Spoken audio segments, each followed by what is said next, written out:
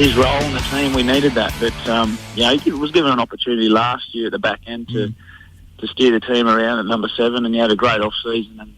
And, you saw what he can do this season. I mean, the unfortunate thing, I guess, for us as a side is he needs a mate, as in he needs a good steady half where they can bounce off each other instead of, he's just still a young kid, and, he's to carry that load or that pressure of steering a team around himself.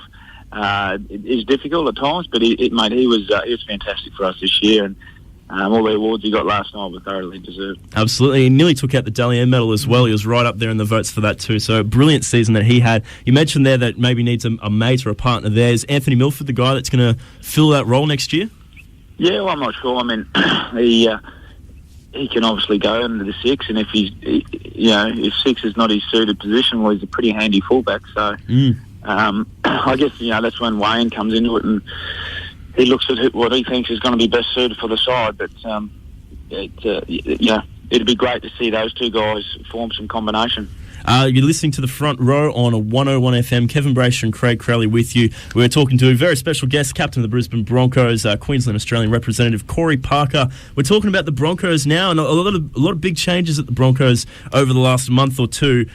Most of them primarily coming from Wayne Bennett coming in as the new coach of the club, mate. You were there when he left the club in 2008. You're there now when he's come back. I know it's early days with the return of Wayne Bennett, but is he a different coach and a different person now compared to what he was before he went down to Sydney? His ethics and the way he goes about things, no. We're still in our off-season, so I haven't had a great deal to do with Wayne in terms of coaching and all that sort of side of things. But, mate, he knows what works. He knows the formula. He's been around for a long period of time. He's tasted a lot of success. So he's when he come back for his meeting, his immediate impression on the players, there was that air of respect and excitement. I know there's a lot of players there that haven't been coached by Wayne or under Wayne, and they're looking forward to that. So it's, he was the guy that started the Broncos way back when, and, he's back now. So I'm sure he'll do a fine job. And I know Anthony Griffin was a guy that was, popular amongst the players, and he got a good send-off last night, didn't he, at the presentation night? He did, mate, and he deserved everything. Everything he got there last night. I've got a lot of respect for Hook and what he's done, and not only what he's done for the club, but how he's helped me and sort of mentor what I've been doing over the last few years. But it's a result-driven business, and one thing's for sure: there are no guarantees in sport, and that's come from the horse's mouth himself. Yeah. But he's the way he's handled himself this year, and in particular the way he's, taken the group from where the group was a few years ago to where the group is now internally, which I guess you don't see, but is a tribute to himself. And he'll be around somewhere, mate. He's too good of a coach not to be coaching somewhere else. And I think you sort of alluded to it there. Ever since the announcement was made that Wayne was coming back and that Griffin was moving on, he's he's been nothing but class in the way he's done. I think he's gained a lot of respect from the public in the way he's handled it. Yeah, that's right, mate. He's that's him. I mean, there's no front there. That's just him as a person. He's very genuine, very honest and upfront. From day one where you stand with him, it's very black and white, which in our industry you need that. And the way he's handled himself, as you said, is a tribute to the sort of guy he is.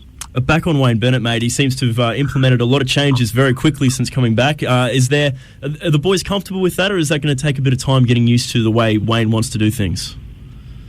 Well, initially, the only changes that he's made, as I said, we're in the off-season, but he's brought some different coaching staff, so there's a couple of coaching staff that will be leaving us, and he's obviously made it very clear that he's not going to be going with the co-captaincy, and it's just going to be a one-captain system. So until such time when he announces who that's going to be, I guess, like I said before, he's made his intentions clear that things will change under his watch, and that's all well and good. You mentioned the captaincy there. You're probably not in a position to say it, like you say, it hasn't been announced with the rest of it, but we assume, as a co-captain this, you'd be one of the front runners there, mate. Got any thoughts you can give us on that situation?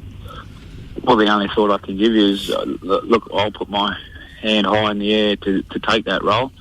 But at the end of the day, it's out of my hands to some degree, and I'm sure whoever gets the job will do a fine job. But Wayne, at the end of the day, Wayne's going to make a decision on who he thinks is going to be best to lead the side.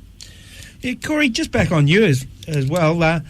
Your football probably in your latter half of your career has just been outstanding. Is there anything like you can attribute that to? Is it just maturity in yourself as a player, or just taking a little bit longer to get your body around things? It's been sensational. Thanks. I think maturity's got something to do with it. Having a responsibility there to lead the way for those around you. But I think for myself, having kids was probably the driving factor there. That sort of made me open my eyes and go, well, you now have to provide, and you got to be a good role model for your kids, and that's what drives me every day. It scares the hell out of me that at some stage in my life, which I'm pretty sure it won't happen, but I won't be able to provide or give them what I want. So,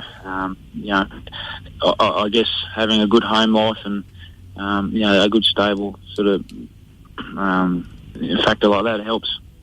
You said there that, being a role model for your children was really important. Do you see yourself as changed into the community as well as being a role model for other people? I know when you're just starting out in the game, it's pretty hard to be able to go out there amongst the community, but as you mature, you can do that. And do you feel as though you're really starting to give something back to the community?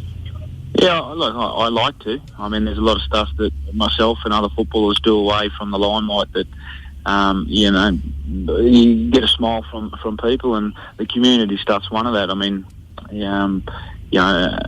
whether you like it or not, the moment you sign a contract for an NRL club, you have also signed up to be a role model. That's just the reality of the job we do.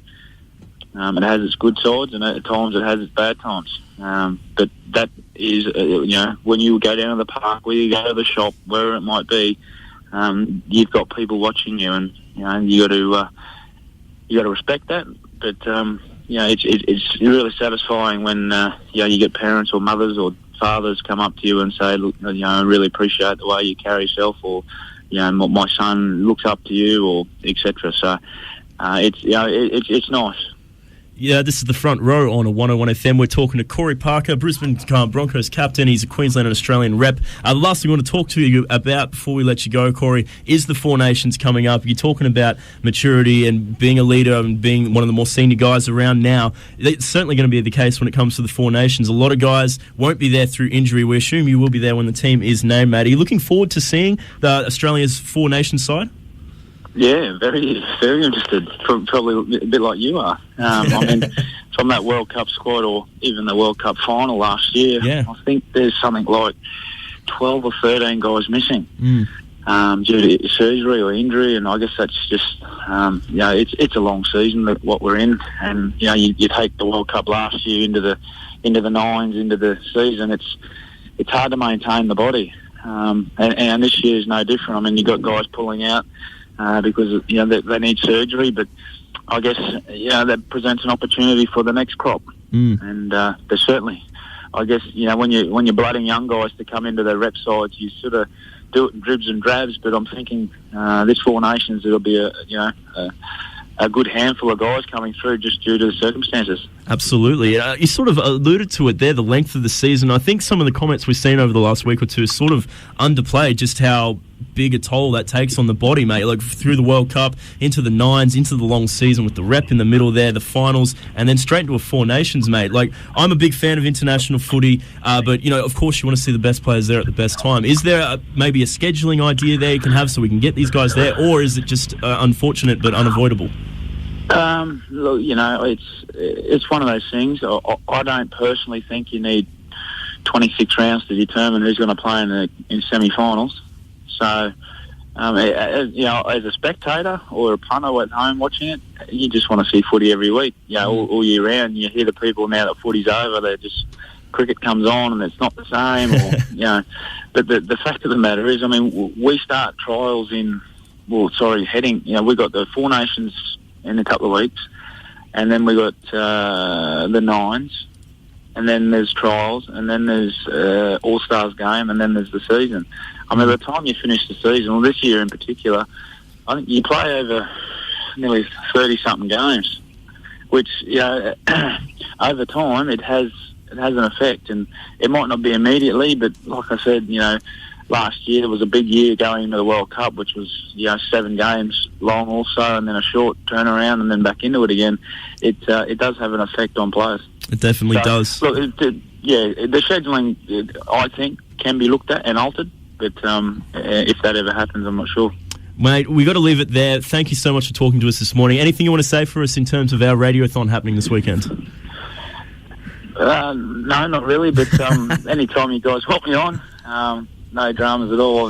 Like I said, I appreciate what Logan and that area has done for me, and if I can give back in any way, I'd be happy to. Mate, it's been an absolute pleasure to have you on the show this morning. Wish you all the best with the Four Nations and, of course, with the Broncos heading into next season. Corey Parker, thanks for being on the show. Thank you. Thanks, guys. Appreciate it. We'll take a break. We'll be right back after this.